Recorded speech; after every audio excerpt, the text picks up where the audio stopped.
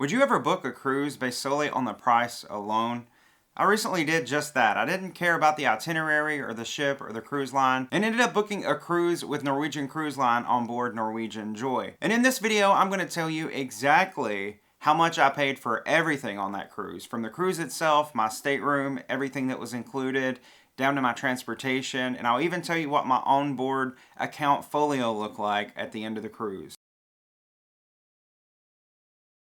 Hello everyone, my name is Zach. I am the Traveling Man, and I recently booked a 7-day cruise on board the Norwegian Joy based solely on the price alone. My goal when I started out to look for a cruise was to find the cheapest cruise that I could take. And actually some people have been asking me how I found this cruise, and I'll go ahead and say it up top here. I use the website cruiseplum.com. That's cruiseplum.com. I'll put a link down in the description below so you can check out their website. And they don't sponsor me or anything. I just use their website a lot because they do have a solo tab on their website, and they'll actually show you which cruise lines are offering the best solo deals, which cruises are the cheapest for solos. And I found this cruise that I took on Norwegian Joy from that website. Now this 7-day cruise left from Manhattan in New York City and went down to Bermuda. We actually docked in Bermuda for 3 days and then headed back to New York. So Bermuda was the only destination. Now I think one of the reasons that this was the cheapest cruise that I could book is that Norwegian has been doing very good by solo cruisers lately. Whereas a lot of other cruise lines have been running up the prices and charging more than 200 or 300% over what they would charge a couple of cruisers. Norwegian has actually designated hundreds, if not thousands, of staterooms across their entire fleet. I mean, every ship inside their fleet now has some sort of solo cabin, and usually these are in every category. So they'll have a solo insider, a solo ocean view, and a solo balcony stateroom. So that's one of the reasons I was able to get this so cheap, is because I did book a solo balcony room. And when I booked that stateroom, it came with Norwegian's Free at Sea promotion, and included in that Free at Sea were 2 meals at specialty dining restaurants, an unlimited open bar package, 150 minutes of internet, and it also included a $50 shore excursion per excursion. So I could have booked 12 excursions if I had the time for it, and would have gotten a $50 discount on each of those. Now the total price paid for this cruise was $1,677.35. This price also included taxes and gratuities, all the port fees, any fee that a cruise line would charge, that was included in the $1,677.35. Now, I did receive the Free at Sea package. There were several options to upgrade, so I could have upgraded that unlimited open bar package to the premium bar package and paid more money. I chose not to do that. I could have also upgraded my internet, which I did choose to do, and I'll tell you how much I paid for that in just a second. And I also could have bought more specialty meals at the specialty restaurants, but I chose just to go with the 2 that came with my booking. Now the internet package, I only got 150 minutes included with my booking. I'm a content creator. I am constantly using the internet on a ship. Usually when I book a cruise, I always go ahead and purchase the fastest internet package that the cruise line offers, usually a premium or streaming internet package. So I knew that 150 minutes wasn't going to do me. I would run through that in, 150 minutes after boarding the ship, most likely. So I did pay $179.93 to upgrade my internet package to the unlimited premium internet package that Norwegian offers. Now this is Starlink internet, so it's all satellite based, and it was extremely fast. I was very pleased that I decided to upgrade, because there was no time during this entire cruise that the internet was down or had latency issues or anything like that.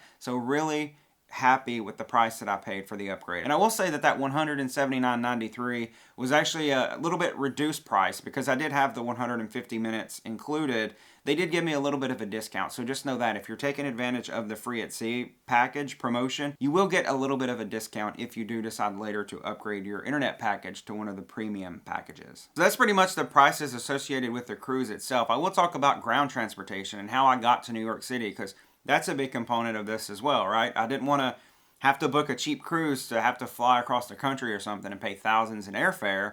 So I booked a cruise that I could take a train to. And a good thing about selling out of New York City is there are a lot of train options to get into New York City, especially Manhattan. I mean, you take the train into Manhattan at Penn Station.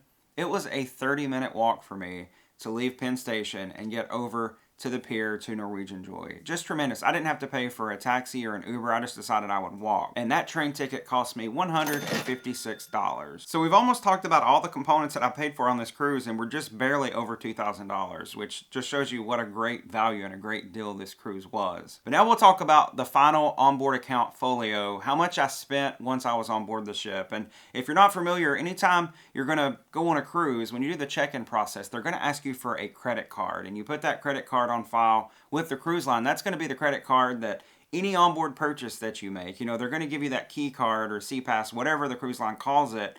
When you board the ship, you're going to be able to take that card and spend like crazy. Spend like money doesn't matter, because really kind of it feels like it doesn't, because you're just spending money and it's just going to some onboard account. But there's always a price to be paid, and that price will be paid at the end of the cruise when they charge your credit card your onboard account folio amount. So for this cruise, I tried to be very cognizant of everything that I was purchasing. I tried not to go overboard, no pun intended, in what I was buying on board, what I was purchasing. I tried to keep it very simple. One of the things that I purchased was bottled water, because believe it or not, even though I got the unlimited open bar package as part of the free at sea promotion, unless you upgrade to the premium bar package, premium drink package, whatever they call it at Norwegian Cruise Line, you're not going to receive any water. No bottled water is included with the unlimited open bar package that comes with free at sea. So I did have to pay some money. I think I paid, if I'm remembering, it was close to $25, $30 that I paid for 12 cans of water, because they are in aluminum cans. And I thought that was quite steep. I thought that water should be included with the drink package, because water is one of the cheapest things, especially those aluminum bottles that they give you. It's one of the cheapest things that you can drink on the ship. Also included in that price is going to be specialty coffee, because that's not included in the unlimited open bar package either. So they did have Starbucks on board. They had 2 Starbucks locations, and I made sure to go to those. I usually got 1 Starbucks per day, and so that's included in this price. And then also in this price are any entertainment credits. So Norwegian likes to, I'll say, for lack of a better term, kind of nickel and dime you a bit on their entertainment. There's a lot of entertainment that they offer on board their ship that you can't really participate in unless you're paying additional money. So things like Wheel of Fortune that they had in the main theater one night, I did that. They had like Deal or No Deal and Bingo. All of those things that you can pay additional to participate in. And then also, you got to try your hand sometimes in the casino and sit, I like the little quarter game, okay? I like to put my quarters in, watch them slide off the slot. Look, I know it's not going to get anybody any money. And if you like to go and play in the casino on a cruise ship, you're probably not messing with that quarter thing. But I love it. It provides me hours of entertainment. Don't judge me. I enjoy that. So that whatever credits that I spend on that game, that's also included in this onboard account folio as well. So after 7 days, the damage that I had done on my onboard account was $176.67. Not bad. I've definitely had much higher than that before. So I was glad that I paid attention to everything that I was buying on the cruise. So now we add all those things together, we get a grand total spent on this cruise and for this cruise of $2,189.95. That is tremendous, like less than $2,200 for a 7-day cruise in a balcony stateroom with basically everything but bottled water, specialty coffee, and fast internet included in that price. I thought that was tremendous. That's probably one of the cheapest cruises that I've been on ever, not just recently, but ever. In the 33 cruises that I've been on, I don't think I've gotten a better deal, and had a balcony cabin to show for it. We divide that down by night, so we take that total amount and divide it by 7. We actually get a grand total of $312.85 per night to sail on board the Norwegian Joy with all those fun extras that I mentioned. So I think that was a really good deal. Let me know what you think down in the comments. Do you have me beat? Have you sailed for cheaper before? Let's help each other out too. If you know of places to find cheaper deals for cruises, let us know down in the comments. But I'm definitely going to be on the search for cheaper cruises in the future. I'm going to try to make that a goal of mine. It's easy to get bougie sometimes with our vacation choices, but it is nice to keep things as cheap as possible, because the cheaper that we can cruise, the more often we can cruise, right? We can justify it that way. But let me know down in the comments what you think and how cheap you've cruised in the past. Thank you so much for watching this video. Give me a thumbs up if you enjoyed it. Make sure you subscribed if you've not already, and I'll see you on the next adventure.